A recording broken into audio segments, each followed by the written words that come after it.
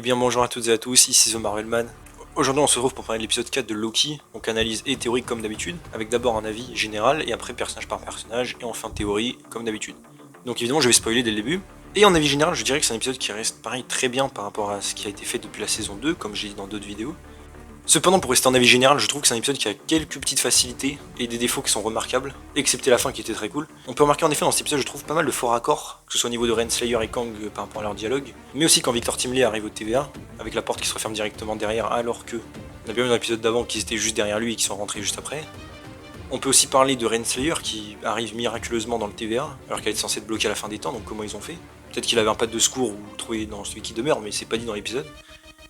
Mais mis à part ces quelques facilités, l'épisode restait quand même très bien.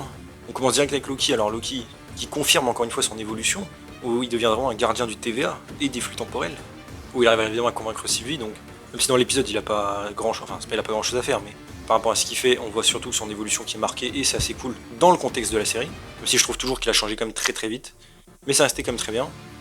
Par rapport à Sylvie aussi, j'ai trouvé ça assez cool du coup dans l'épisode, qu'on puisse voir ce qui a été fait avec la boucle par rapport au premier épisode, où elle voyait Loki dans l'ascenseur, du coup on commence à avoir les explications, et ça c'est bien. Et j'ai bien aimé aussi le fait qu'elle soit énervée et du coup que les persos sont un peu trop détentes. C'est une critique qu'on peut faire en général dans l'MCU, quand les personnages sont en situation apocalyptique et qu'ils restent calmes ou font des blagues. Donc ça fait plaisir quand même. Et j'aime bien aussi son évolution, là elle a vu qu'il y a un Kang qui s'est sacrifié pour le bien, donc a priori je pense que ça va la marquer. Donc j'aime bien son évolution et ça promet du lourd si elle est encore vivante, on va en reparler en théorie. Mobius aussi, on continue un peu de creuser le fait qu'il a une vie dans le flux temporel et qu'il n'a pas voulu y aller, donc je suppose que ça se sera abordé par la suite, mais c'est assez cool pareil de voir comment il réagit à ça. Après dans l'épisode il a pas non plus grand chose à faire à part être là, j'ai envie de dire. Mais un truc que j'ai bien aimé dans l'épisode du coup, c'est par rapport à Victor Timely et Kang. Donc déjà on revoit celui qui demeure dans le passé, où il était avec Renslayer, et on voit que c'est le moment où il a décidé de leur effacer la mémoire. Après pour l'instant on ne sait pas encore comment, enfin pourquoi plutôt. A priori, dans l'épisode, c'est sous-entendu qu'en gros, il a fait gérer le TVA pendant que lui, il se la coule douce. J'espère qu'il y a une autre raison, évidemment, parce que sinon ce serait très décevant. Mais en tout cas, c'était cool de le revoir vite fait.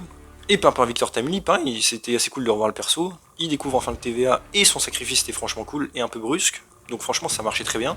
C'est peut-être dommage de ne pas l'avoir revu plus, peut-être après il pourrait revenir éventuellement, parce que bon, on sait que les persos vont revenir à un moment donné, donc peut-être que lui aussi, mais en tout cas, c'était cool. Et c'était cool sa dynamique aussi avec Ouroboros, du coup, et le paradoxe entre les deux.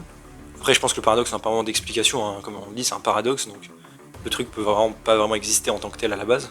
Mais ça restait quand même cool de les voir. Et je trouvais ça un peu osé aussi que le plan a échoué. On pouvait s'attendre à un truc banal où ils y vont et hop, tout est réglé. Et au final, pas du tout. On va reparler en théorie, hein, bien sûr. Mais donc c'était cool, et au final, je l'avais déjà dit dans mon autre vidéo, mais dans cette série, on voit de plus en plus le TVA en eux-mêmes et Kang, et c'est exactement ce que je voulais voir, donc c'est cool. Par rapport au TVA en général aussi, j'ai trouvé assez cool, du coup, qu'on en apprenne un peu plus sur les soldats, hein, même s'ils sont morts directement, du coup. Ça fait quand même plaisir de voir des personnages qui ont l'air de vrais personnages et pas juste de figurants. Ça fait un peu plaisir. Et la scène de mort, bon, même si on l'a pas vu, du coup, était assez brutale. Bon, évidemment, c'était logique qu'ils n'avaient pas montré, mais on peut voir le résultat, ça va être un truc à la The Boys sans doute. Et c'est cool justement de voir cette espèce de guerre civile dans le TVA. J'ai bien aimé aussi du coup qu'on revoit Renslayer, même si je trouve que la facilité qu'elle puisse s'échapper de la fin des temps, c'est dommage, pourquoi ne pas l'expliquer. Surtout qu'en plus elle va y retourner, donc si elle revient dans un autre épisode, faudra expliquer peut-être du coup que c'est la seule qui va rééchapper au TVA qui va pouvoir relancer tout. On va en reparler en théorie. Mais on voit du coup qu'elle commence vraiment à devenir, j'allais dire dictateur, en tout cas en mode dictateur, et c'était assez cool. Même si pour le coup, honnêtement, ils auraient pu s'allier tous le temps de régler le problème, on va dire, et ensuite s'embrouiller. Mais bon, ça restait quand même assez cohérent dans l'histoire, et ils vont pas se faire confiance tous les uns les autres, donc c'est assez logique, donc c'est plutôt bien. Je coupe vite fait vers le milieu de la vidéo, pour redemander, si vous pouvez évidemment, de liker et de commenter la vidéo si vous le pouvez. Cela aide beaucoup évidemment, vous le savez, au référencement, et ça m'aiderait beaucoup. Je vous laisse reprendre. Aussi, bon, je case ici en petite ref, mais par rapport à un historique entre guillemets, c'est quand Loki parle de Thor. Thor 1, ça a fait plaisir, parce que c'est vrai que dans cette série, franchement, Loki, on n'a pas l'impression de voir le même personnage qu'avant. Et le fait du coup qu'il mentionne même des trucs avec Avengers 1 et Thor 1, ça fait plaisir, ça nous rappelle quand même d'où il vient, et franchement, ça faisait plaisir.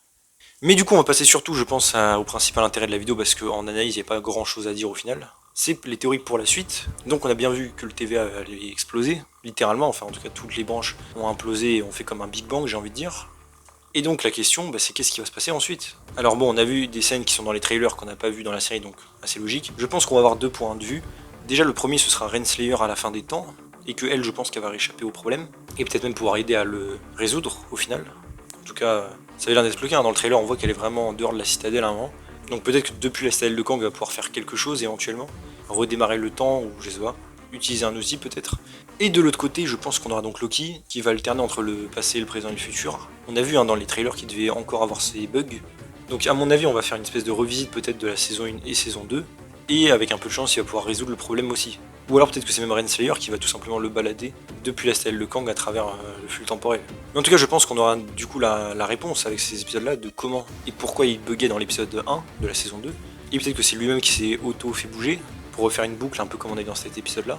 Ça pourrait être quelque chose d'assez cool. Et évidemment, après ça, je pense qu'on verra comme tout le monde. Peut-être qu'on verra Mobius du coup sur son jet ski, et on verra ce qu'il faisait dans son ancienne vie. Ce serait l'occasion, peut-être s'il se balade dans plusieurs flux temporels. Et je pense qu'à terme, ils arriveront à reconstruire le TVA d'une manière ou d'une autre. On sait qu'il devrait survivre, puisque même par rapport à Deadpool 3, de ce qu'on sait, le TVA sera dedans. Après, peut-être qu'il va complètement être modifié, peut-être une nouvelle structure, une nouvelle hiérarchie, peut-être une nouvelle façon de faire. Peut-être aussi qu'ils vont devoir appeler un Kang à la rescousse, éventuellement, on verra. Et peut-être aussi que ça va nous permettre cet épisode-là de voir vraiment ce qui se passe au TVA, genre où ils sont exactement, parce que ça on le sait toujours pas au final. Peut-être même le début de la construction, si on se balade entre le passé et le présent. Tout ça pourrait être vraiment intéressant. Et c'est vrai qu'à part du coup le fait qu'on voit Loki et que Loki se balade un peu avec Renslayer dans la fin des temps, c'est assez cool parce qu'on a quasiment rien vu dans les trailers de ce qui va se passer après, à part quelques images. Donc on a encore beaucoup de surprises devant nous et il reste quand même, je rappelle, 2 épisodes. Donc il y a de quoi faire, et franchement, ça promet du lourd. Si on continue comme ça, franchement, la série pour moi va être vraiment beaucoup mieux, en tout cas, je trouve, que la saison 1. On sent vraiment que les enjeux sont plus gros, et vraiment, ça fait plaisir. Donc voilà, n'hésitez pas vous à me dire en commentaire ce que vous avez pensé de l'épisode. Avez-vous aimé, pas aimé? Comme j'ai dit, moi je trouve quand même qu'il y avait des facilités dans cet épisode, même si la fin, je trouve, rattrape beaucoup, et que l'épisode en lui-même était cool, il y avait quand même pas mal de facilités. En espérant que ça ne se reproduise pas quand même par la suite, donc dites-moi vous si ça vous a dérangé. Et aussi, n'hésitez pas à me dire, évidemment, toutes vos théories pour la suite. Qu'est-ce que vous pensez du coup qui va arriver au TVA? Est-ce qu'il va être reconstruit, pas reconstruit? Qu'est-ce qui va se passer avec Renslayer à la fin des temps? Qu'est-ce que Loki va faire du coup? Comme je dis, on sait qu'il va être plus ou moins baladé, donc dites-moi vous si vous avez des idées éventuelles, peut-être même qu'on pourrait visiter des films, ça pourrait être cool. Est-ce que vous pensez qu'on va revoir un Kang aussi? Comme j'ai dit, moi je pense que honnêtement on va revoir au moins un variant de Kang, je pense, différent. Un des scénaristes de la saison 2 avait teasé plus ou moins qu'on verra un Kang définitif plus tard. Peut-être à la toute fin du coup pour teaser Secret Wars éventuellement. Et par rapport à Victor Timely, pareil, dites-moi, moi je pense qu'on le reverra éventuellement. Si le TVA est reconstruit et qu'ils arrivent à annuler, on va dire, ce qui s'est passé, ça pourrait être l'occasion, on va dire. Et franchement, ce serait cool parce qu'il était sympa. Peut-être même qu'il pourrait aider dans Avengers Kang Dynasty s'il était vivant. Comme j'ai une espèce d'équipe de Kang cool et de Kang pas cool, je pense un peu vers là aussi qu'il voulait se diriger, donc ça pourrait être très sympa. Donc voilà, j'espère que la vidéo vous a plu, donc si c'est le cas, n'hésitez pas à vous abonner, liker, commenter, partager, activer la cloche, à me suivre sur mes sociaux et mon Discord, j'ai un lien en description, et on se retrouve bientôt pour une nouvelle vidéo. Salut tout le monde.